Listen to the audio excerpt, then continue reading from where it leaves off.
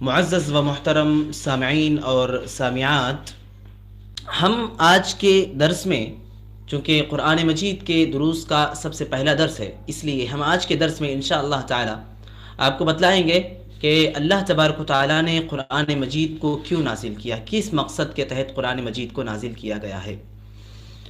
دیکھیے، سب سے پہلے تو میں آپ کو یہ بات بتلاؤں کہ اللہ تبارک و تعالیٰ کا انسانوں پر ویسے تو بہت سارے احسانات ہیں، بے شمار احسانات ہیں اللہ تبارک و تعالیٰ کے بنی ہوئے انسان پر، کہ اگر کوئی بندہ گننا بھی چاہے، شمار بھی کرنا چاہے تو نہیں کر سکتا، تھک ہار کر بیٹھ جائے گا۔ کہا اللہ تعالیٰ نے کہ وَإِن تَعُدُّوا نِعْمَةَ اللَّهِ لَا تُحْصُوهَا، اگر تم اپنے اوپر اللہ کی نعمتوں کو شمار کرنا چاہو، گننا چاہو تو نہیں کر سکتے۔ ہاں، تو اللہ تبارک و تعالیٰ کے انہی عظیم اور بڑے احسانات میں سے ایک بہت بڑا احسان قرآن مجید کا نزول بھی ہے۔ قرآن مجید کو اللہ تبارک و تعالیٰ نے کس مقصد کے لیے بھیجا، کیا مقصد تھا قرآن مجید کو نازل کرنے کا، قرآن مجید کو بھیجنے کا؟ ہاں، کیا اللہ تبارک و تعالیٰ نے قرآن مجید کو صرف اور صرف پڑھنے اور تلاوت کرنے کے لیے نازل کیا؟ کیا اللہ تبارک و تعالیٰ نے قرآن مجید کو صرف اور صرف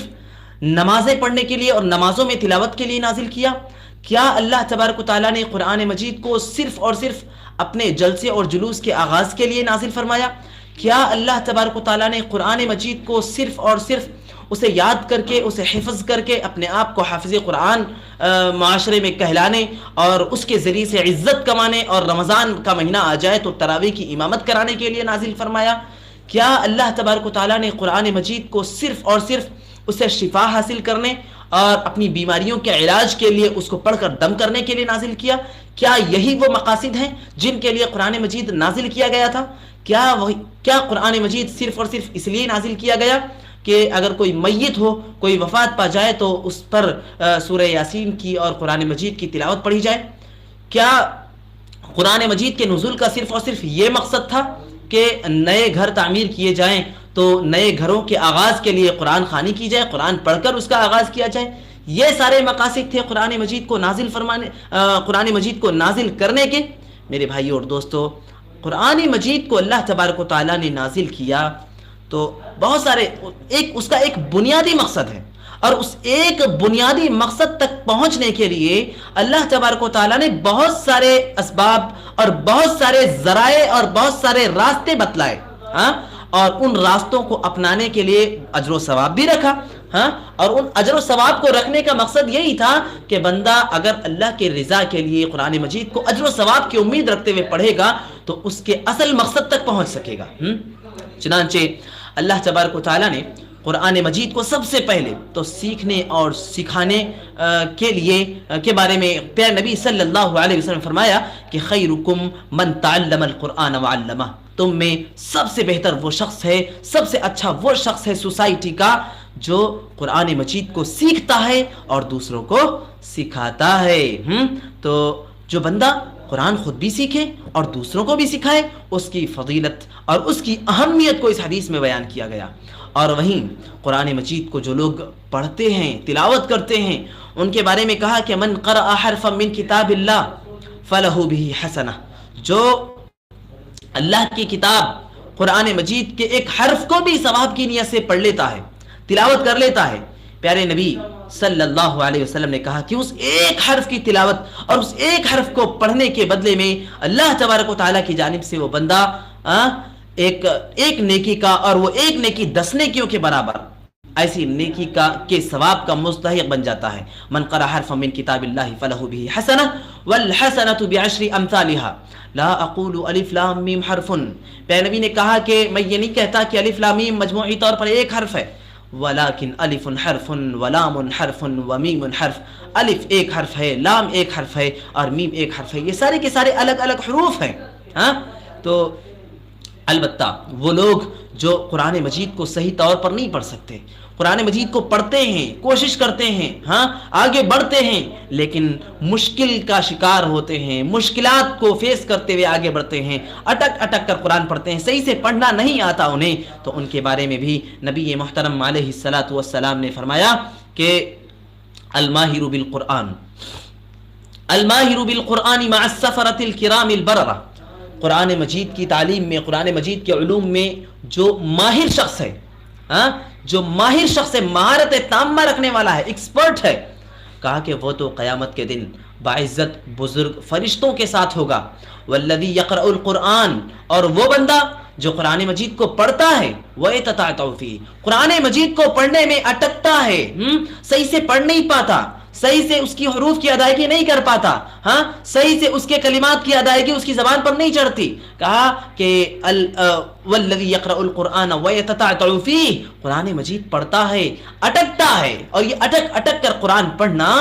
اس کے لیے مشکل گزرتا ہے. وَهُوَ عَلَيْهِ شَاقٌ، پیارے نبی صلی اللہ علیہ وسلم نے کہا کہ اس طریقے سے یہ اٹک اٹک کر قرآن پڑھنا اس کے لیے مشکل ہوتا ہے، گراں گزرتا ہے. فَلَهُ أَجْرَانِ، ایسے بندے کے لیے ڈبل ثواب ہے، دوہرا اجر ہے میرے بھائیوں. تو قرآن مجید کو پڑھنے میں ثواب رکھا گیا، قرآن مجید کو سیکھنے سکھانے میں ثواب رکھا گیا، قرآن مجید کو یاد کرنے میں بھی بڑا ہی عظیم مقام ہے، بڑا ہی عظیم ثواب ہے، بڑی ہی اہمیت ہے اس کی بھی. چنانچہ پیارے نبی صلی اللہ علیہ وسلم نے فرمایا کہ وہ بندے جو قرآن مجید کو یاد کرتے ہیں، قرآن مجید کو جو لوگ حفظ کرتے ہیں، قیامت کے دن اللہ تبارک و تعالیٰ ایسے بندوں سے کہیں گے کہ تم جس طریقے سے دنیا میں قرآن مجید پڑھتے تھے، تہر تہر کر آہستہ آہستہ سے قرآن مجید کو پڑھا کرتے تھے، آج بھی ویسے ہی قرآن مجید کو آہستہ آہستہ تہر تہر کر پڑھتے جاؤ اور جنت کی سیڑھیاں چڑھتے چلے جاؤ. کہا کہ اقرأ وارتق ورتل کما کنت ترتل فی الدنیا. میرے دوستو اور بھائیو، اسی طریقے سے قرآن مجید کو قرآن مجید ہی کے اندر شفا بھی کہا گیا ہے، تو قرآن مجید شفا بھی ہے. یہ سارے فوائد ہیں قرآن کے. ہم جلسے جلوس کے آغاز میں بھی قرآن مجید کی برکت کی نیت سے تلاوت کرواتے ہیں، اس کی قرأت سے، قرآن مجید کی قرأت سے ہم اپنے جلسے جلوس کا آغاز کرواتے ہیں. البتہ نئے گھروں کے آغاز پر قرآن مجید کی تلاوت اور قرآن خوانی کے نام پر جو کچھ بھی کیا جاتا ہے، یہ کتاب و سنت سے ثابت. قرآن مجید سے ہم پر قرآن یا کسی شکل میں اسے لکھ کر اپنے گلے میں لٹکا لیا جائے، اپنے ہاتھ میں، اپنے پیروں میں، اپنے کمر پر یا اپنے گھروں کی دیواروں پر کہ چارٹ کی شکل میں لٹکا لیا جائے اور اسے دکان و مکان کی برکت کا تصور کیا جائے، اسے شفا کا تصور کیا جائے، اس سے جو ہے استفادے کا تصور کیا جائے. اللہ کے نبی صلی اللہ علیہ وسلم نے فرمایا کہ من تعلق تمیمۃ فقد اشرک، جس نے بھی تمیمہ لٹکایا، جس نے بھی تعویذ لٹکائی، اس نے شرکیہ عمل کیا. میرے دوستوں اور بھائیوں، اس نے شرکیہ عمل کیا. جی ہاں. اور کیا کہا؟ ایک مرتبہ ایک وفد اللہ کے نبی صلی اللہ علیہ وسلم کے پاس آیا.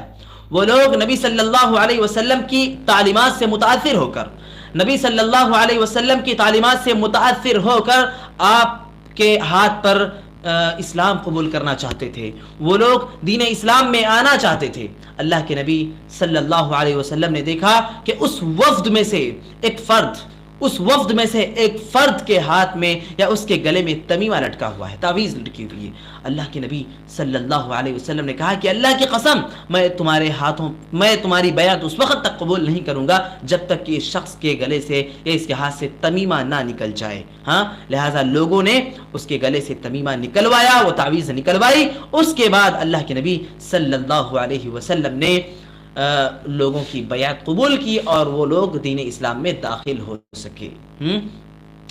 یہاں پر میں یہ بتلانا چاہتا ہوں کہ قرآن مجید سے شفا کا وہ طریقہ ہی اختیار کیا جا سکتا ہے جو پیارے نبی علیہ الصلوۃ والسلام نے اختیار کیا تھا، اور آپ نے جو بتلایا. بہت ساری احادیث، بہت ساری آیتیں، بہت ساری دعائیں قرآن و سنت سے ثابت ہیں. ان کے ذریعے سے ہم شفا حاصل کریں، ان کو پڑھ کر دم کریں، ان کی تلاوت کے ساتھ ہم شفا حاصل کریں. بقیہ ہم قرآن کی آیتوں کو لکھ کر یا اس کو لٹکا کر یا اس کا چارٹ بنا کر اپنے گھروں کی دیواروں پر چپکا کر شفا حاصل کرنا چاہیں تو یہ سنت سے ثابت شدہ طریقہ نہیں ہے، یہ غلط اور بدعتی طریقہ ہے. تو ہمیں ان سے بچنا چاہیے. اور تو قرآن مجید سے شفا بھی حاصل کرنا مسنون طریقے سے ثابت ہے، لیکن یہ قرآن مجید کے نزول کے اصل مقاصد میں سے نہیں ہے. اگر یہ قرآن کے نزول کے اصل مقاصد میں سے ہوتے تو اللہ تبارک و تعالیٰ کی بارگاہ میں کل قیامت کے دن پیارے نبی علیہ الصلاۃ والسلام امت کی شکایت کریں گے اور کہیں گے کہ یا ربی ان قوم اتخذوا ھذا القرآن مہجورا، کہ میرے پروردگار میری امت نے، میری قوم نے قرآن کو چھوڑ دیا تھا، میری قوم نے قرآن کو چھوڑ دیا تھا۔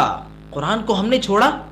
ہم قرآن کی تلاوتیں بھی کرتے ہیں، ہم قرآن کو سیکھتے سکھاتے بھی ہیں، ہم قرآن کو یاد بھی کرتے ہیں، حفظ بھی کرتے ہیں، اپنے بچوں کو قرآن سکھاتے ہیں، ہم قرآن سے اپنے جلسے جلوس کا آغاز کرواتے ہیں۔ بہت ہیں ہم میں سے جو قرآن خوانی کے ذریعے سے اپنے نئے گھروں کا آغاز کرتے ہیں، بہت ہیں ہم میں سے جو قرآن مجید سے شفا کے نام پر مستقل طور پر اپنے گلے یا اپنے ہاتھ یا اپنے کمر کے ساتھ قرآن مجید کی آیتوں کو یا اس کو چپکا کر رکھ لیتے ہیں، اس سے اپنے آپ کو جوڑ کر رکھ لیتے ہیں، جو کہ ایک غلط طریقہ ہے۔ لیکن ہم نے قرآن کو ان سارے طریقوں سے، قرآن سے ہم جڑے ہوئے ہیں، ہم قرآن مجید سے ان سارے طریقوں سے جو ہے ہمارا تعلق ہے، لیکن پھر بھی نبی محترم علیہ الصلاۃ والسلام قیامت کے دن رب العالمین کی بارگاہ میں شکوہ کریں گے کہ اے میرے پروردگار میری قوم نے قرآن کو چھوڑ دیا تھا۔ تو معاملہ کیا ہے؟ کیا معاملہ ہے؟ دراصل معاملہ یہ ہے کہ اگر جو ہے لائٹ نہ ہو، ہاں بلب نہ جل رہا ہو، پنکھا نہ چل رہا ہو، تو ہم دیکھیں گے کہ بھائی کیا معاملہ ہے، پنکھا بھی صحیح ہے، لائٹ بھی صحیح ہے، ہاں پھر ہم آگے بڑھیں گے، دیکھیں گے اس کا جو وائر تار ہے وہ بھی ٹھیک ٹھاک ہے، آگے بڑھیں گے، جو سوئچ بورڈ ہے ہم نے دیکھا کہ سوئچ بورڈ بھی ٹھیک ٹھاک ہے، وہ بھی صحیح اور درست ہے، اور سوئچ بھی آن ہے، ہاں اور لائٹ وہاں تک پہنچ بھی رہی ہے، ہم آگے بڑھیں گے، ہاں پہنچ رہی یا نہیں، ہم آگے بڑھیں گے اور ہم دیکھیں گے کہ معاملہ کیا ہے، مسئلہ کیا ہے، یہ لائٹ یا یہ پنکھا کیوں نہیں چل رہا ہے۔ ہم جب آگے بڑھیں گے ہمیں پتہ چلے گا کہ سارا کچھ تو ٹھیک ٹھاک ہے، سارا معاملہ تو درست ہے، لیکن مین سوئچ آف ہے یا مین سوئچ سے وائر کٹا ہوا ہے، ہاں اور یہی وجہ ہے کہ بلب نہیں جل رہا ہے، یہی وجہ ہے کہ پنکھا نہیں چل رہا ہے۔ قرآن مجید کے ساتھ ہمارا جو تعلق اور رویہ ہے، ہمارا جو قرآن مجید کے ساتھ ہمارا جو کنیکشن ہے وہ بھی ویسا ہی ہے کہ قرآن مجید کے جو دوسرے معاملات ہیں، قرآن کو پڑھنے پڑھانے کے لیے ہم قرآن سے جڑے ہیں، قرآن کو ہم سیکھنے سکھانے کے لیے قرآن سے جڑے ہیں، قرآن کو یاد کرنے اور حافظ بننے کے لیے ہم قرآن سے جڑے ہیں، اپنے جلسے جلوس کے آغاز کے لیے ہم قرآن سے جڑے ہیں، قرآن سے شفا حاصل کرنے کے لیے ہم قرآن سے جڑے ہیں، قرآن کو اپنے نئے گھروں کے آغاز کے لیے، قرآن خوانی کے لیے ہم قرآن سے جڑے ہیں۔ لیکن قرآن کا جو بنیادی اور اصل مقصد ہے، ہم نے اس مین سوئچ اور اس مین بورڈ سے ہمارا یہ تعلق کٹا ہوا ہے، ڈسکنیکٹ ہو چکا ہے، اور وہ کیا ہے ذرا ہم دیکھتے ہیں۔ اللہ تبارک و تعالیٰ نے قرآن مجید کے بارے میں فرمایا کہ ہم نے قرآن کو نازل کیا لیدبروا آیاتہ ولیتذکر اولو الالباب۔ مین مقصد کیا ہے؟ تاکہ اس کی آیتوں میں غور و تدبر کیا جا سکے، تاکہ اس کی آیتوں میں غور و فکر کیا جا سکے، ولیتدبر اولو الالباب، اور عقل والے جو لوگ ہیں وہ اس سے نصیحت حاصل کر سکیں، ایمان والے جو لوگ ہیں وہ اس سے ہدایت حاصل کر سکیں۔ میرے بھائی اور دوستو، ہم نے قرآن کو پڑھا بھی، سیکھا بھی، ہاں یاد بھی کر لیا، سب کچھ کر لیا، ہم نے قرآن سے شفا بھی حاصل کر لی، قرآن کو اپنے گھروں میں طاقوں پر سجا بھی رکھا ہوا ہے، ہاں قرآن کے درس دروس میں ہم بیٹھتے ہیں، سمجھتے بھی ہیں، لیکن قرآن کا جو بنیادی مقصد ہے کہ قرآن سے شفا حاصل کرنا، قرآن سے ہدایت حاصل کرنا، قرآن سے نصیحت حاصل کرنا، یا یہ معاملہ جب آتا ہے تب ہمارا تعلق بڑا ہی کمزور نظر آتا ہے۔ ہم قرآن کو اس مقصد کے ساتھ تو ہم قرآن کو پڑھتے ہی نہیں، اس مقصد کے ساتھ تو ہمارا قرآن سے تعلق ہے ہی نہیں، تو یہی ہماری سب سے بڑی کمزوری ہے، اور یہی ہمارا سب سے بڑا معاملہ ہے کہ ہم نے قرآن کے اصل مقصد کو چھوڑ رکھا ہے، اور نتیجہ یہ ہے کہ وہ لوگ جن کی رب العالمین کی بارگاہ میں کل قیامت کے دن شکایت ہوگی، پیارے نبی علیہ السلام کہیں گے کہ یا رب ان قوم اتخذوا ھذا القرآن مہجورا، کہ پروردگار میری قوم نے قرآن کو چھوڑ رکھا تھا۔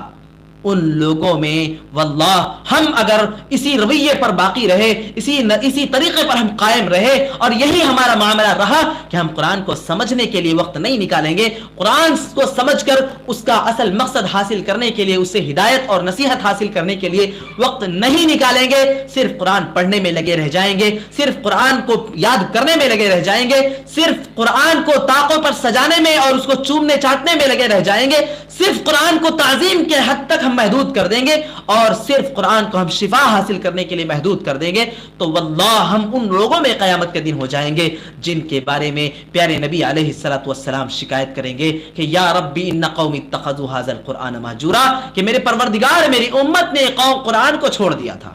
ہاں میرے بھائیو اور دوستو، آج ہماری مسجدوں میں 5 وقت کی نمازیں پڑھائی جاتی ہیں،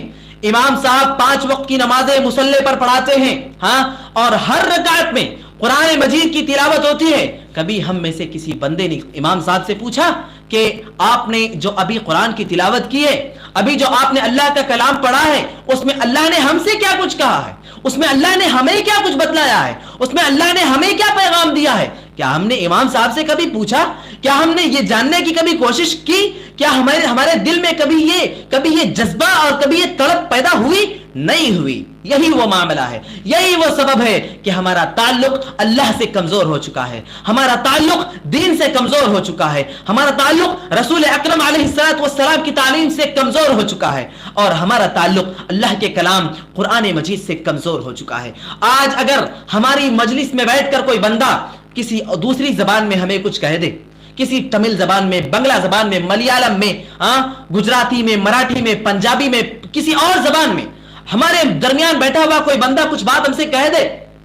تو جب تک ہم اس بات کو سمجھنے پر قادر نہیں ہو جاتے، جب تک ہم اس سے کہہ نہیں لیتے کہ بھائی آپ نے جو بات کہی ہمیں سمجھ میں نہیں آئی، جب تک ہم اس بات کو سمجھ نہیں لیتے، اس بندے کو اس مجلس سے اٹھنے نہیں دیتے یا اس بندے کو چھوڑتے نہیں۔ ہاں، لیکن اللہ کا کلام جو ہر وقت ہمارے سامنے پڑھا جاتا ہے، ہمیشہ ہم اس کی تلاوتیں کرتے ہیں، اسے یاد کرتے ہیں، اسے، لیکن کبھی بھی ہمارے دل میں یہ جذبہ پیدا نہیں ہوتا کہ ہم قرآن کو سمجھ بھی لیں،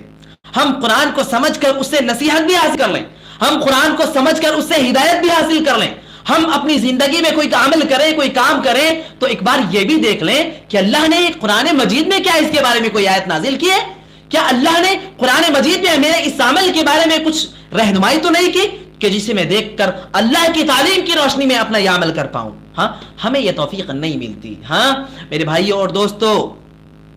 یہ بہت بڑی کمزوری ہے ہماری، اور یہ ہمارے ایمان کی کمزوری ہے۔ ہم ایمان والے ہیں صحیح، لیکن یہ ہمارے ایمان کی کمزوری کی دلیل ہے کہ ہم قرآن مجید جو اس دین کی سب سے بنیادی اور سب سے اصل کتاب ہے، کہ جس کے بغیر اس دین کے معاملے میں ہم آگے قدم بڑھ نہیں سکتے، اس کلام کو سمجھنے اور سمجھانے کے معاملے میں ہم نئی کوشش کرتے کہ کچھ ترجمے کے ساتھ پڑھ لیں، کچھ سمجھ کر آگے بڑھیں۔ ہم اس کی کوشش نہیں کر سکتے۔ میرے بھائیوں اور دوستو، ہمیں یہ سمجھنے کی ضرورت ہے کہ قرآن مجید کی تلاوت کرنے والا بندہ وہ دراصل قرآن مجید جس کا کلام ہے اس کلام والے سے بات کر رہا ہوتا ہے۔ قرآن مجید کس کا کلام ہے؟ قرآن مجید اللہ رب العالمین کا کلام ہے، اور جب بندہ قرآن مجید پڑھ رہا ہوتا ہے تو گویا کہ وہ اللہ تبارک و تعالیٰ سے بات کر رہا ہوتا ہے، اللہ تبارک و تعالیٰ سے گفتگو کر رہا ہوتا ہے۔ اور وہ بندہ جو قرآن مجید کو نہیں سمجھ رہا ہوتا، اس کی مثال یوں ہی ہے کہ وہ کسی ایسے بندے سے بات کر رہا ہے جس کی زبان کو نہیں سمجھ رہا۔ ہاں، کہ یار من ترکی ومن ترکی نمی دانم، میرا دوست تو ترکی زبان بات کرنے والا ہے لیکن میں ترکی زبان کو سمجھ نہیں سکتا۔ ہماری صورتحال بھی وہی ہو جائے گی۔ لہذا ہم قرآن مجید کے نزول کے اصل اور بنیادی مقصد کو سمجھیں، قرآن کے اور جو بہت سارے فوائد ہیں ان کو لیں، ٹھیک ہے، قرآن کی تلاوت کر کے تلاوت کا فائدہ حاصل کریں، اس کا ثواب حاصل کریں، قرآن کو سیکھیں، سکھائیں، اور قرآن کو سکھانے کے جو فوائد ہیں، جو اس کی فضیلتیں ہیں ان کو حاصل کریں، ہاں، اس کا ثواب حاصل کریں، قرآن کو یاد کر کے اس کو یاد کرنے اور اس کے حفظ کا فائدہ حاصل کریں، ہاں، قرآن سے شفا حاصل کریں، اس کی تلاوت کریں، اس کی آیتوں سے ہم شفا حاصل کریں، اس کی آیتوں کو پڑھ کر دم کریں، یہ سارے فوائد حاصل کریں۔ ہاں، اور اسی طریقے سے اور بھی جو قرآن مجید سے جو بھی فوائد ہو سکتے ہیں ہم یہ سب حاصل کریں۔ ہاں، لیکن یہ بنیادی مقصد، یہ اہم مقصد جو قرآن مجید کے نزول کا اللہ تبارک و تعالیٰ نے بیان فرمایا ہے کہ لیدبروا آیاتہ ولیتذکر اولو الالباب، اس مقصد کو ہم نہ چھوڑیں، اس مقصد کو ہم بنیادی مقصد سمجھتے ہوئے اس مقصد کو ضرور بھی ضرور ہم حاصل کریں۔ ہاں، اور تبھی ہم ایک سچے اور پکے مومن بن سکتے ہیں، کیونکہ سچے اور پکے مومن بننے کے لیے ہماری ذمہ داری یہ ہوگی کہ ہم بالکل ویسے ہی اپنی زندگی کو کر لیں جیسے اللہ رب العالمین چاہتا ہے، جیسے پیارے نبی صلی اللہ علیہ وسلم کی تعلیمات جیسے چاہتی ہیں، بالکل ہم اپنی زندگی کو ویسے ہی کر لیں، تبھی ہم قرآن مجید، تبھی ہم ایک سچے اور پکے صاحب ایمان بن سکتے ہیں، اور تبھی ہم اللہ رب العالمین کے نیک بندوں میں ہمارا شمار ہو سکتا ہے، اور تبھی ہم اللہ رب العالمین کے ان بندوں میں شمار ہو سکتے ہیں جو جن کے لیے اللہ تبارک و تعالیٰ نے جنت تیار کر رکھی ہے۔ تو آج کے درس میں ہم نے بتلایا کہ قرآن مجید کے نزول کا اصل اور بنیادی مقصد کیا ہے، ٹھیک ہے۔ اب اگر اللہ تبارک و تعالیٰ سے دعا ہے کہ الہ العالمین ہم سب کو دین اسلام کے مطابق عمل کرنے کی توفیق عطا فرما، الہ العالمین ہم سب کو صحیح دین کے مطابق عمل کرنے کی توفیق عطا فرما، الہ العالمین ہم قرآن کو پڑھیں، سمجھیں اور سمجھ کر اس سے نصیحت حاصل کریں، اس سے ہدایت حاصل کریں، ہمیں اس کی توفیق عطا فرما۔ اگر کسی کا کوئی سوال ہے تو وہ ہم سے ذکر کر سکتے ہیں، آپ ہمیں واٹس ایپ نمبر پر سوال ارسال کریں، انشاءاللہ تبارک و تعالی ہم کوشش کریں گے کہ کتاب و سنت کی روشنی میں آپ کے سوال کا جواب دیں گے۔ بس ہم اسی پر اپنی اس نشست کو، اپنی اس درس کو ختم کرتے ہیں۔ آپ سب نشست کے اختتام کی دعا پڑھ لیں۔ سبحانک اللہم و بحمدک، اشہد ان لا الہ الا انت، استغفرک و اتوب الیک، والسلام علیکم ورحمۃ اللہ وبرکاتہ۔